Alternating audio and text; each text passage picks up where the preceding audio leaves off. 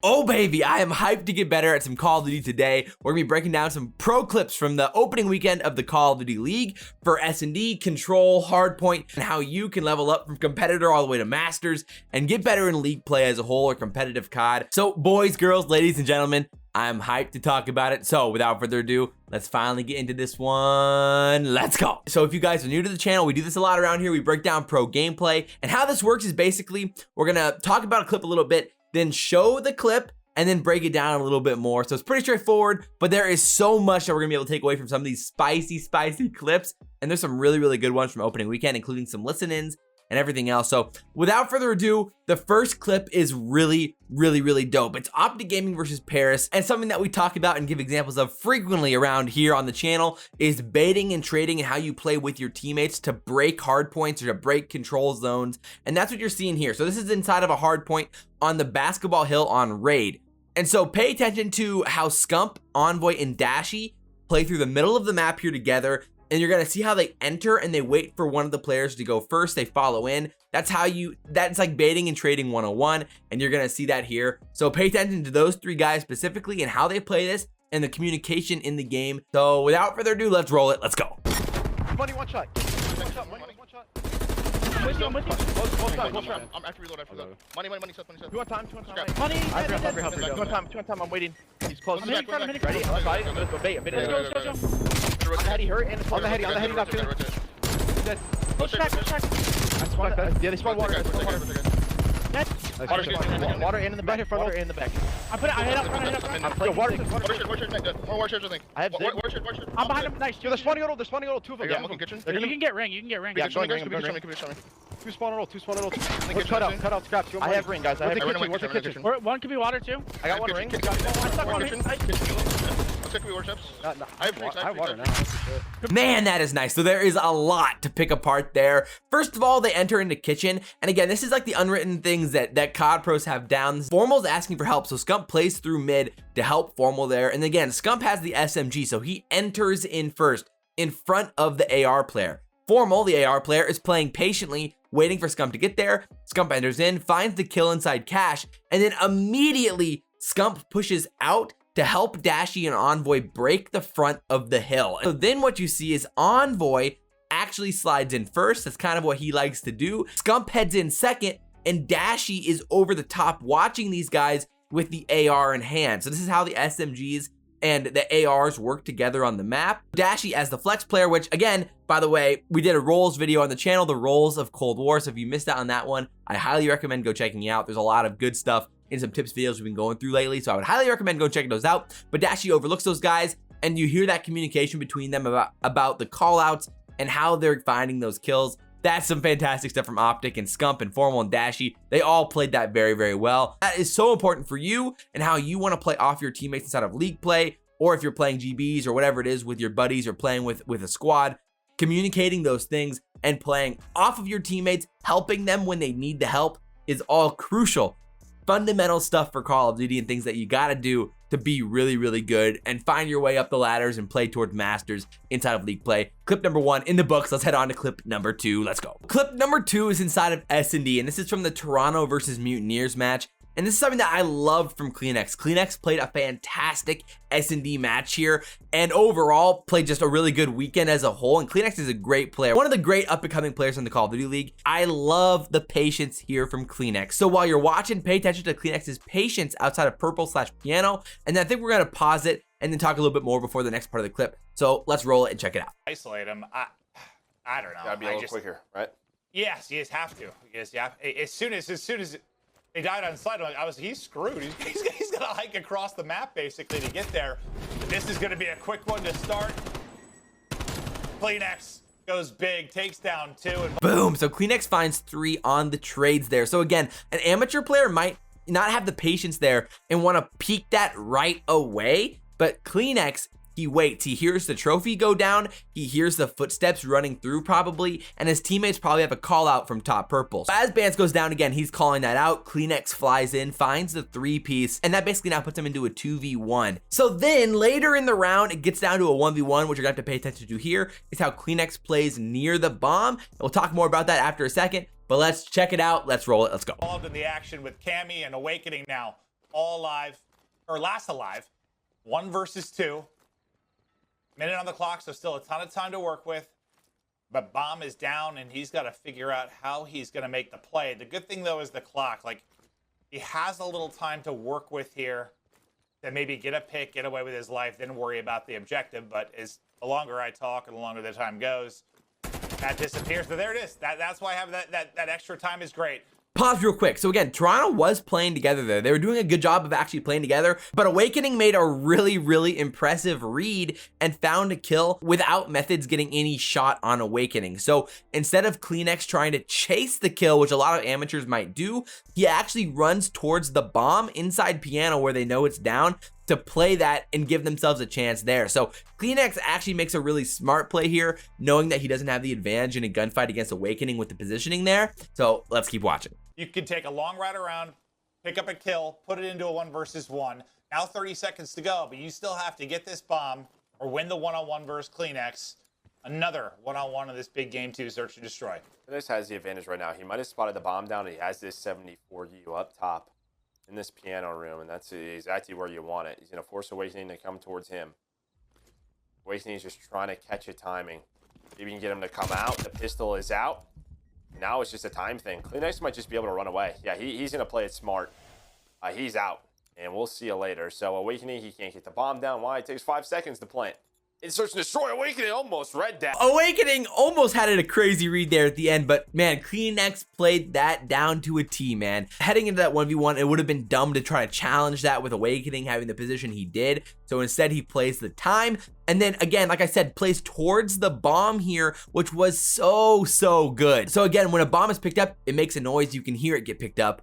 And so CleanX gives himself the advantage by playing in a room where he can't get shot from behind. He can only get chowed from the front. He hears the bomb get picked up. And then not only when the bomb gets picked up, he gets some shots in, but then gets away with his life to play time. Just classic good SnD from CleanX there, and gives the Ultra a much needed round win. Beautiful stuff from CleanX. So the next clip is again from the Toronto Mutineers series. And this is another situation where Toronto just completely outclassed Florida. Spawn and map manipulation as a whole. What you need to expect to see is how Toronto pushes up towards this P4 hill, and they're actually able to find a lot of Mutineers kills here, which then allows them to flip the spawns. So check this out. We'll talk about it more in a second. Let's go. So yeah, it's going to be a lot different. Yeah, I feel like the opportunity's there for the blowout, but then also those huge swings where you, yeah. So it just, yeah, it should provide some very entertaining moments for sure throughout the course of this year. But up big right now is Ultra in control, leading the way. Cammy and CleanX with 16 and 15 respectively. Things you absolutely love to see there. So you see how they pushed forward, they found the 4 kills, and again, they're talking there, and they're like, yo, 1 down, 2 down, 3 down, 4 down, all 4 down. But then they've got to quickly assess their positioning based off the mini map. So like as you're seeing right there, you can see that they've got all 4 kills in the mini map. They're all dead, and so they have to quickly assess their positioning and know where Florida is spawning. Again, you can see by how the arrows turn really quickly that they all know based off their positioning, Florida is spawning at the back of the map. And this is crucial spawn manipulation for Toronto because this gives them the advantage on P5 and P1. So they can link a lot of this time. Just really good hardpoint here from Toronto. And these are things that you have to be able to identify and work on and take a lot of mental notes when you're playing about, okay, look at this positioning, how we're currently facing, and this cause spawns in this way, or this influence spawns in this way. And whenever you're playing, take mental notes during hardpoint about how those spawns are influenced. Watch a lot of competitive Call of Duty because you get that full mini map. You can see how certain positions affect certain spawns, and Toronto obviously has that down to a T to be able to put Mutineers in a really tough spot here. It can change the game inside of a hardpoint. So the next clip is from the Empire versus Rokkr series, and the Rokkr are a great SnD team. We saw that this weekend with how they played against Dallas, and all 4 of these guys have a history of being good SnD players, and so it only makes sense. And what you're seeing here is just a really cool setup from the Rokkr and how they're going to play this. 2 things to pay attention to here in the full clip. So first thing in this clip, we'll probably pause it here in a second. Check out the Rokkr setup. Let's roll it. And now back over to offense. Early gunfight. It's mid-map pressure from Crim again. Damage in, but he will actually be the one that drops. Accuracy, another big kill. He's had, what, 2 first bloods? Alrighty, so pause it there real quick, 1 second. So if we just back it up just a few seconds, you can see the Rokkr's pretty dope setup here and how it plays. So this is a more unconventional setup for how you can play in a position to trade your teammates' kills even if they go down, as long as your teammates are playing disciplined SnD, and the Rokkr definitely are here. So what you can see is attached, number 2 on the minimap, has positioned himself on the stairs to watch top eskies, top escalators, and that's what you're seeing from Priestahh's POV here. So Priestahh and MajorManiak played towards lobby here, and that allowed them to isolate that player, and then accuracy, number 1 on the minimap, was able to find Crim and get that kill, giving them the first blood. And so what's cool about this setup is you can see the lines of sight here, where the only place that attach can die from is top eskies, where Priestahh or MajorManiak could try to trade that kill. If MajorManiak were to get challenged through mid,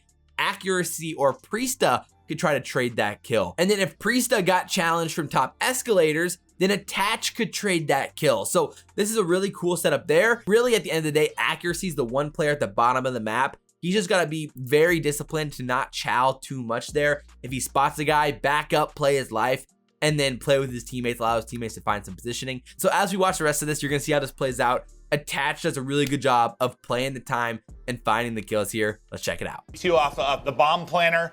He's making some plays in this search for sure. What that first blood does, so they get a lot of pressure towards B, the accuracy in the window, and they wrap it back up escalators. Huke's still here though. You had such early rotation from Illy, so he's going to be out of this fight for quite some time. The map presence keeps Empire guessing, but it's Huke. Huke, who has made this possible for Illy in a 1v2.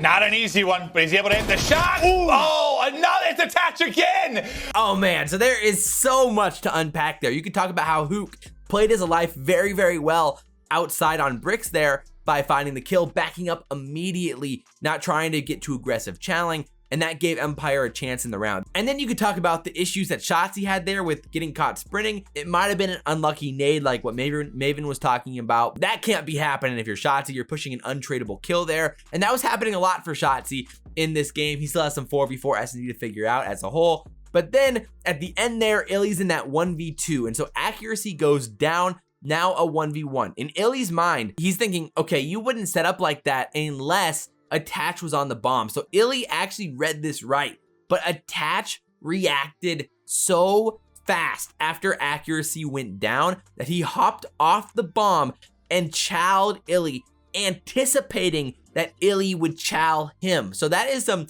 big brain SnD plays there, but that's the type of processing that pros have, and that hopefully you and I can continue to work on, using that nice movement, the slide cancel and everything. That is insanely good SnD from attach to make the play. Things you absolutely love to see, and things that we can continue to try to do in our game as well. So we've got 2 clips left. These last 2 were really, really good as well. This one, again, is from that Ultra versus Mutineers series. There was so many good moments in the series for Learn from the Pros and how these guys play. And this control was absolutely crazy. I highly recommend going watching it, because especially if your team is struggling to win offenses on Garrison, because there was 4 straight offensive wins in this game, which has never happened before on Cold War. And then in this last round, the Mutineers finally clutch up on defense because of Neptune, which is what we're talking about now. So this is a slang masterclass, kind of from both teams. Right when we kick into this clip, you're seeing like Kleenex and Cammy pushing through the spawns. But then what you're gonna see is Neptune is doing the same to Toronto,